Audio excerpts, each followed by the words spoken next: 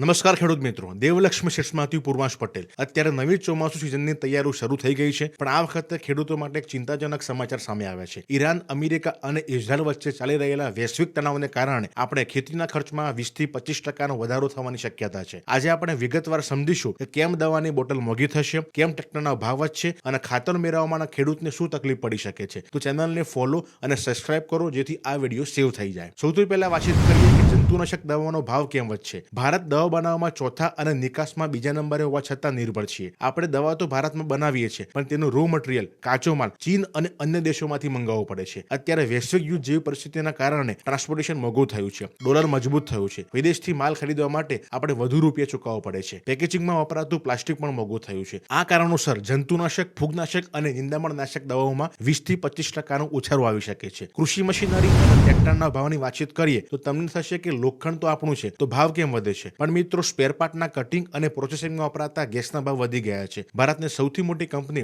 Mahindra tractors અને સ્વરાજ દ્વારા April 2026 થી ભાવ વધારાની સત્તાવાર જાહેરાત પણ કરવામાં આવી છે. જો તમે નવું ટ્રેક્ટર કે ઓજાર ખરીદવાનું વિચારતા હોય તો આ ભાવ વધારાને ધ્યાનમાં રાખજો. ખાતરની સ્થિતિ, યુરિયા, ડીએપી અને પોટાશની વાતચીત કરીએ તો આયાત પર આપણે નિર્ભરતા છે. પોટાશ આપણે 100% વિદેશથી મંગાવીએ છીએ, ડીએપીમાં 60% અને યુરિયામાં હજુ પણ 30% જેટલી આયાત આપણે કરવી પડે છે. સરકારનું આયોજનની વાતચીત કરીએ તો સરકાર ભલે કહેતી હોય કે જથ્થો પૂરતો છે, પણ જો યુદ્ધ લાંબો ખેંચાય તો સબસિડીનું ભારણ વધશે. સરકાર હવે એવું આયોજન કરી રહી છે કે ખેડૂતને તેની જમીન મુજબ ખાતરને થેલીઓ આપવામાં આવે. આનાથી ખાતરની અછત તો નહીં વર્તાય, પણ લેવા જવાની પ્રક્રિયા થોડી જટિલ બની શકે છે. ખેડૂતોએ શું ધ્યાન રાખવું જોઈએ? દવાઓનો બિનજરૂરી સંગ્રહ ન કરવો જોઈએ, પણ જરૂરિયાત મુજબનું આયોજન વહેલું કરી લેવું જોઈએ. ઓર્ગેનિક ખાતર અને દેશી ખાતરનો ઉપયોગ વધારો, જેથી કેમિકલ ખાતર પર નિર્ભરતા ઓછી થાય. જૂના સ્ટોકની દવાઓ કદાચ જૂના ભાવે મળી શકે છે, પણ તેની એક્સપાયરી ડેટ ચેક કરી વસાવી લેવું જોઈએ. માહિતી તમને સારી લાગી હોય ચેનલને ફોલો અને સબસ્ક્રાઇબ કરો, અને કોઈ પ્રશ્ન હોય તો મને કોમેન્ટમાં પૂછી શકશો.